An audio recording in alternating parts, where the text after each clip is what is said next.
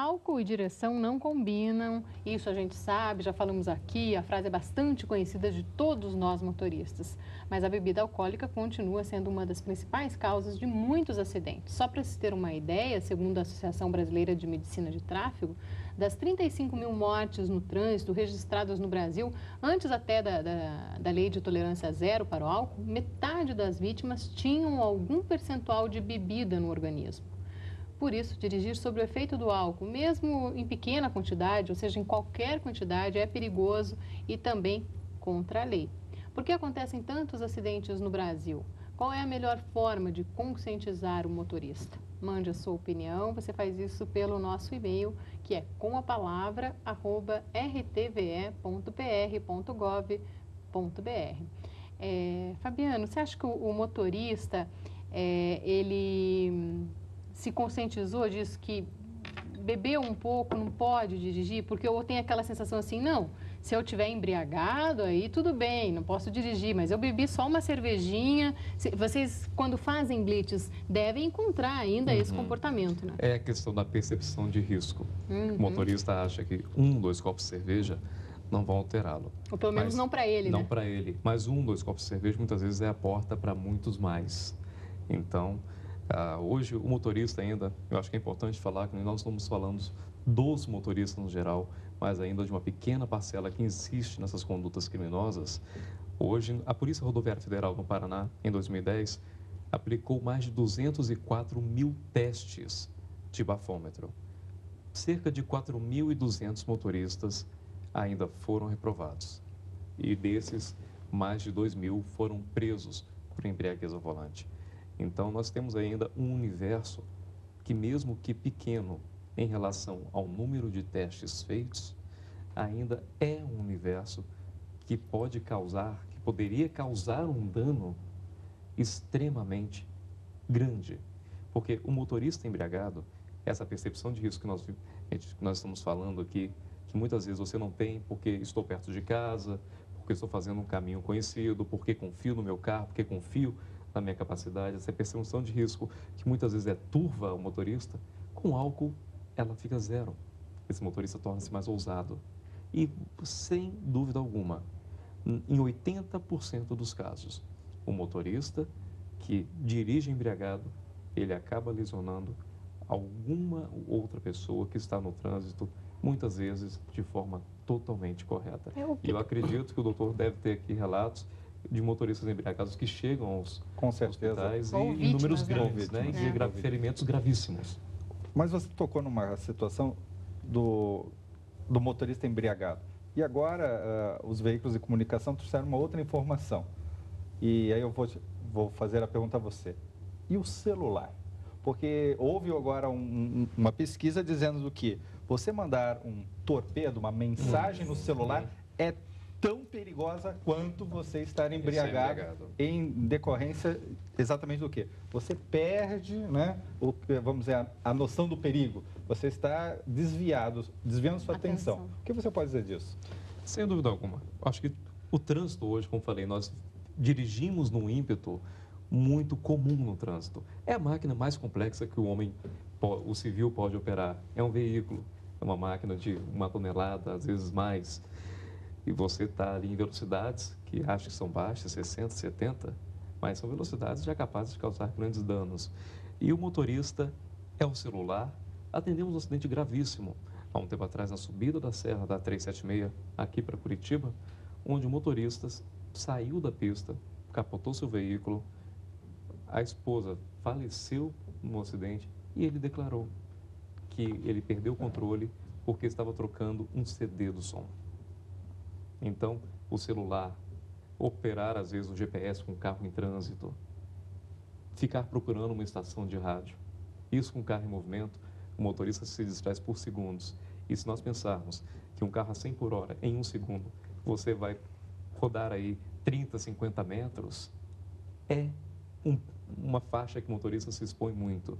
E não é só uma ligação às vezes é uma ligação, às vezes é o Twitter, é a mensagem de texto, é a informação que nós... Hoje a sociedade está viciada em informação, mas as pessoas têm que saber que quando estão no trânsito, elas têm que se desconectar do resto e prestar atenção aquela atividade que estão fazendo. Até porque as placas de sinalização estão conversando com o motorista. Exato. Elas estão te dizendo o que está acontecendo. Principalmente, vai acontecer mais na exatamente, frente, Os às né? outros vezes, motoristas estão conversando entre si, por exemplo, através dos sinais luminosos do exatamente, dá veículo. um pisca-alerta, ou uma queda de barreira, ou que vai ter homens trabalhando na pista, né, ou sujeito a animais, ou até mesmo um acidente. E se você está ali fazendo uma comunicação fora do cenário do ambiente de trânsito, esse comportamento pode te ser muito caro. Pode ser muito caro. E eu acho interessante a gente trazer também a discussão para dentro do espaço urbano, para dentro da cidade. Porque aqui em Curitiba, nós moramos aqui, nós pesquisamos aqui, trabalhamos aqui, e o comportamento também tem que advir do pedestre. Embora não haja uma escola para ensinar pedestre, mesmo que a de motorista já é bastante precária, né? Mas o pedestre, ele também é, muitas vezes, o grande responsável, segundo as pesquisas mostram lá fora, pelos atropelamentos. Porque existe um sinal e existe um lugar adequado para que o pedestre faça a sua travessia, que é a faixa de pedestre. Quer dizer, quando o pedestre escolhe o comportamento de atravessar com um sinal verde para os carros, né, atravessar a canaleta do expresso com o sinal verde para os ônibus, ele está correndo um sério risco de atropelamento. E se ele não é atropelado, ele pode fazer com que um carro tenha que frear bruscamente ou jogar para a calçada, causando um acidente envolvendo terceiros por causa da imprudência do próprio pedestre. Às vezes atropelando outro pedestre. Que não... Agora, Cláudio, você sofreu um atropelamento. Sim. Você pagou para ver também? Foi isso? Não. Na Visconde de Guarapuava, um veículo furou o sinal, e é algo interessante porque eu estava indo no Hospital de Clínicas, no Hospital Cajuru, visitar o meu irmão que tentou fugir de um assalto e foi atropelado próximo, quer dizer, é uma tragédia grega, né? É feito em cascata. Exatamente. E é muito interessante porque eu tinha discutido com ele, né, nós éramos adolescentes, e eu tinha dado uma dura nele, que ele era o irmão mais novo, e daí ele não estava falando comigo. E aí ligaram no trabalho e falaram, olha, seu irmão está aqui no hospital, foi atropelado, mas não se preocupe que ele está bem, né? Então eu fui para ir visitá-lo, mas eu atravessei, junto com os meus colegas que foram comigo, no sinal certinho. Na faixa? Na faixa, certinho, com o sinal apropriado para eu passar. E um carro entrou na via, ele veio por uma transversal e entrou, e nessa curva que ele fez, cantando pneu, ele me jogou para cima. Nesse tempo, né, e é muito interessante falando isso hoje, eu fico pensando, por que eu sou psicólogo do trânsito, né, cara? Mas assim, nesse tempo eu virei 3 piroletas no ar, assim, né? E passou como se fosse um filme das coisas que eu já tinha vivido até ali. E quando eu bati no chão, eu pensei em uma palavra religiosa, bati e fui rolando até o meu fio. E fiquei de olhos fechados, assim, um estado de adrenalina muito alto, não sei saber descrever como eu estava, não consigo descrever hoje, mas, assim, uma sensação muito interessante. E eu me lembro que eu abri os olhos, eu olhei assim, meio turvo, tudo, e falei, pô, tô vivo, né? Aí tentei mexer o braço, fui ver se tinha sangue, fui pegando, tal. Fiz o que não é correto, tentei levantar, né? Mas na época não sabia, né? Era adolescente. Levantei com muita dificuldade, muita dor nas costas. Um monte de gente me rodeando ali, né? De curiosos. Eu vi na frente o carro que havia me atropelado, o cara com a mão assim no volante, debruçado, sem cinto. E eu me lembro que eu só fiz sinal para ele que estava bem, para ele ir embora, porque eu realmente estava num estado muito alterado, né? Então, eu posso falar para vocês na condição de pedestre atropelado e hoje na condição de psicólogo. Porque existe uma coisa chamada também estresse pós-traumático, né? Eu só consegui dirigir, tirar a minha habilitação, aos 26 anos de idade. E, com certeza, estava relacionado àquele evento que eu vivi. Eu reprovei no exame do Detran, no exame prático, né? 3 vezes, porque eu não conseguia ficar no cockpit. E aí, na terceira vez, depois de respirar muito e suar, transpirar demais, eu consegui passar no exame. Mas Você o teve acidente... ferimentos graves? Aparentemente, assim, não. Eu saí andando normal e tal. Tenho um problema hoje na coluna, mas não sei dizer se tem a ver com adveio, né? Daquele A sequela foi mais a emocional. Mas emocionalmente eu posso dizer que aquele evento marcou a minha vida e muito. Principalmente para situações de pressão. Até hoje, ainda mesmo sendo psicólogo, mesmo fazendo terapia e tal, aquele evento, em situações de pressão, eu percebo que aquela adrenalina do trauma parece que volta. é viva, né? Mas entenda que com a vivência até, vamos dizer, da parte médica, o seu trauma psíquico, existe também o trauma físico e o acidente de trânsito em si, ele gera exatamente tudo isso. Né? Quantas e quantas pessoas hoje em dia, da nossa população, não são, na verdade, sequeladas? Você vai ter que viver com uma grande população de sequelados. E eles, na maior parte das vezes, infelizmente também devido a diversas situações políticas, eles são colocados muitas vezes à parte da nossa sociedade, são marginalizados. Então ninguém está vendo isso. E né? entram, inclusive, a parte das estatísticas. Sim. Porque hoje nós falamos em mortes no trânsito, mas nós sabemos aí que o número de feridos graves, ele também é significativo. Vem diminuindo proporcionalmente junto com as mortes. Mas nós sabemos que dos feridos graves que dão entrada no recurso hospitalar, cerca de 30% não sobrevivem ao trauma que sofreram. Então, nós falamos de mortes hoje, aquelas no local. E tem também um segundo momento. E, além disso, ainda temos aquela morte social, o trauma para a família. Deixa eu tirar aqui uma dúvida. Tem a ver com as cadeirinhas que a gente falou no bloco anterior, do João Carlos, aqui de Curitiba. Vou tentar priorizar um pouquinho as perguntas, porque a gente acabou fazendo o debate e esqueci das perguntas. Abri o site do Detran e lá diz a respeito das cadeirinhas. Lá diz que abaixo do ano de 98... não é exigido cadeirinha das crianças. O carro abaixo do ano de 98 não precisa utilizar a cadeirinha? Vocês sabem isso? Bom, eu desconheço isso. Não tem nada a ver. A cadeirinha está completamente vinculada do veículo. Do ano do veículo. Isso, né? Necessário, sim, o uso da cadeirinha. O José de Campo Largo pergunta para você, Fabiano, qual que é a punição para quem está com o celular no trânsito? Eu vejo sempre nas rodovias pessoas dirigindo e falando ao mesmo tempo no celular.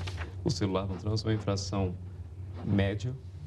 São aí 4 pontos para o motorista, mas, como diz, ela pode sair ainda muito mais caro. Olha só, o Wesley aqui de Curitiba, ele pergunta, vocês acham que os radares estão surtindo efeito com relação à diminuição dos acidentes? O que vocês acham? Sempre tem um efeito positivo, porque as pessoas, nem que seja para não tomar multa, outra vez o motivo errado, acabam fazendo a coisa certa, que é diminuir a velocidade. A distorção que tem aí é o seguinte, aquilo ali não é um ponto de passagem onde tem uma lombada, seja física ou eletrônica, não é para diminuir a velocidade ali. O radar está ali para fiscalizar se você está cumprindo a velocidade máxima permitida na via, naquele trecho. Tem uma analogia que eu gosto muito, com o futebol. Imagine o trânsito como o futebol. Os jogadores são os usuários do trânsito, ou seja, todos nós. O trio de arbitragem é a fiscalização. As regras do futebol é a legislação. Muito bem. É possível um jogador ficar enfurecido, se sentindo prejudicado porque o juiz invalidou aquele gol que ele fez só porque ele recebeu a bola em posição de impedimento? Porque o jogador que está numa situação dessa, ele fica indignado com o juiz.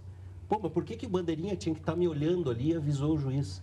Nós temos um comportamento assim em relação ao trânsito, em relação à fiscalização. Só fazendo um paralelo, é um comportamento infantil, né? É como aquele motorista. Já aconteceu comigo vários casos, quando eu estava trabalhando, fiscalizando as rodovias. Isso quando na minha início de carreira eu trabalhei em rodovias, inclusive em Minas Gerais. E era fantástico. Você estava fiscalizando, de repente você via aquele caminhão, às vezes um aclive, um local totalmente sem visão. Você via um caminhoneiro dando seta e logo atrás, num local proibido, sem visão, um motorista ultrapassava, se colocando em risco, confiando naquele. Claro. Essa mesma analogia. A bola estava no meu pé, falaram que eu poderia ir. Mas isso é uma questão, volto a frisar, para mim é muito importante, é uma questão cultural. Sim. O que é certo é certo. Sim. Né? Nós não temos meias palavras, só existe uma coisa que é certa. E o brasileiro, ele contemporiza, ele fica pensando, mas por quê? Por que tem que ser assim? Existe uma lei para ser cumprida. Sim. Podemos discutir no futuro, né, se ela realmente está equivocada ou não. Se tem mas se ela existe, jeito melhor, é para ser cumprida. Mas aí, quanto à regra... E uma coisa é muito comum e é muito notória. Hoje, o nosso motorista tem um código de trânsito a ser seguido, mas se ele for ver o código que ele tem que seguir, muitas vezes atende simplesmente ao bom senso. Sim. Se o motorista tiver bom senso, tiver essa percepção de risco, saber que ele dirige no meio de um trânsito que é um sistema com outras pessoas e levar aquela educação que muitas vezes ele tem no dia a dia para as suas atitudes ao volante, nós teríamos um trânsito muito mais seguro. Hoje, respeitar as leis de trânsito é simplesmente respeitar o bom senso, é não ultrapassar onde você não tem visão, é não correr, andar a 60, a 80, 90, 100, dentro das ruas de Curitiba, a 60 por hora a velocidade. Existem estudos, existem motivos para que a velocidade seja essa. Aliás, você disse algo muito importante aí. O poder público precisa aproveitar melhor as pesquisas realizadas, que já foram pagas com dinheiro público, pesquisas feitas dentro das universidades. Já estão pagas, estão lá, elas não estão ali para enfeitar prateleira. Então, o que acontece? Quando eu falei que era importante que pessoas técnicas ocupem os cargos que gerenciam o trânsito, pessoas que saibam que existem pesquisas e que possam pegar essas pesquisas, porque a maioria é feita no exterior, é replicar essas pesquisas aqui, para pesquisar aquilo que nós conversávamos fora, que cada pedaço do Brasil tem sua peculiaridade por causa do tamanho e da constituição multiétnica da nossa população, para saber quais são as causas de acidentalidade, por exemplo, do Nordeste, quais são as do Sul, comparar e ver o que é possível efetivamente fazer de maneira coerente, com o menor custo para os cofres públicos, para diminuir essa estatística de guerra. Diga, doutor.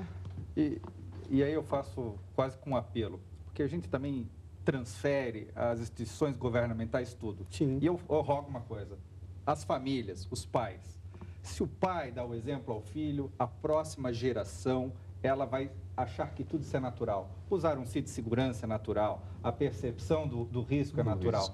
Então, nós como os pais dos nossos filhos, usemos a cadeirinha, usemos o cinto de segurança e temos que dar exemplos. E não só também transferir responsabilidade às instituições. Isso é a nossa cidadania, né? Que algumas vezes nós também estamos perdendo e entramos numa demagogia de, poxa, por que o governo não faz por nós? Mas eu, como cidadão, devo fazer e devo dar o exemplo. Olha, só um pouquinho, Fabiano. O professor Luiz Fernando Marques, de Colombo, ele diz assim, ó, que a culpa de tantos acidentes é a falta de educação dos motoristas. Gostaria de saber qual a opinião dos participantes do programa de ser obrigatório nas escolas públicas o conteúdo Educação para o Trânsito. Essa eu gostaria de responder. É muito bom que seja obrigatório, porque aí cria a oportunidade, pelo menos da escola, dos dirigentes da escola, seja particular, seja pública, e dos professores em especial, pensar sobre o assunto. Não existe tema transversal mais absoluto e importante do que é o trânsito. Já foi falado aqui do quanto o trânsito faz parte da vida de todo mundo. O trânsito é tema gerador, e eu queria me direcionar aqui aos professores. Eu sei que tem muitos professores que assistem a TVE, especialmente esse programa. Professor, levar o assunto trânsito para a sala de aula é sim de sua responsabilidade. É o que o doutor Marques estava falando há pouco. É o nosso papel de cidadão. Mas estar na lei não garante nada, Fabiola. Infelizmente, o CTB, o nosso Código de Trânsito Brasileiro, foi aprovado em 97. Em 98 entrou em vigor. O artigo 76 do CTB está lá desde então, dizendo que a educação para trânsito é obrigatoriedade no fundamental, na educação infantil, no ensino médio e até no curso superior. Por isso que a minha cantilena é educação, baseada em metodologias que mexam com a percepção de risco, para que o cidadão e todos os profissionais, inclusive as empresas, possam tomar uma atitude que colabore do ponto de vista da cidadania. E até mudando um pouquinho aqui, até complementando o que o doutor falou, Fabiola. Rapidinho. O que nós temos aí? Hoje, o brasileiro pensa, muitas vezes, aquele motorista, o mau motorista ainda, o esperto é furar a fila do trânsito, é ultrapassar no local proibido, é chegar mais rápido, E não esperto é aquele que respeita as leis de trânsito. E chega a ser Hoje, muitas vezes, aquele que se dá bem é aquele que desrespeita, o que ousa. Mas, na verdade, o que deveria ser exemplo, principalmente de pais para filhos, é que respeitar a lei é ser esperto. O bom exemplo é chegar vivo. Acho que esse é o recado para a gente finalizar o programa, mesmo porque eu não tenho mais tempo. Gostaria muito de a gente ficar aqui mais um tempo conversando sobre esse tema e debatendo. Muito obrigada pela participação de todos vocês aqui no programa. Obrigada a você aí de casa também pela companhia.